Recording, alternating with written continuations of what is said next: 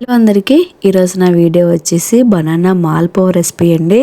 ఎంతో స్వీట్గా సాఫ్ట్గా కమ్మగా ఉండే ఐటమ్స్లో ఈ బనానా మాల్పూవ ఒకటండి. ఈ రెసిపీ కోసం అయితే ముందుగా బాగా పండిన అరటిపళ్ళని మిక్సీ జార్లోకి యాడ్ చేసుకుని ఇందులోకి 2 టీ స్పూన్ల వరకు షుగర్, కాస్తంత మిల్క్, 3 టేబుల్ స్పూన్ల వరకు గోధుమ పిండిని, అలానే కొంచెం అంత సాల్ట్ని యాడ్ చేసుకుని మెత్తగా మిక్సీ పట్టుకోవాలండి. మరి లూజ్ అయితే పట్టొద్దు. ఈ విధంగా మిక్సీ పట్టుకున్న వాటిని ఆ పిండిని కాస్త వేడిగా ఉన్న ఆయిల్లోకి అప్పం మిల్లు వేసుకోవాలండి. అంటే ఒకటే గరిటెని తీసుకుని అమాంతం ఆయిల్లో వేసుకోవాలండి. అటు ఇటు చుక్కలు ఏం పడుకోకుండా మనం అరిసెని ఏ విధంగా ప్రిపేర్ చేస్తామో సేమ్ అట్లా వేసుకోవాలి. సో అవి మొత్తం ఆయిల్లో వేసి తీసి పక్కన పెట్టుకున్న తర్వాత మనం షుగర్ పాకం పట్టుకోవాలండి. మనం గులాబ్ జామ్కి ఏ విధంగా పాకాన్ని పట్టుకుంటామో సేమ్ అలానే పట్టుకుని జస్ట్ ఒక 2 మినిట్స్ వరకు దానిలోకి సోక్ చేసుకున్నామంటే బనానా మాల్పూవ రెడీ అయిపోతుంది.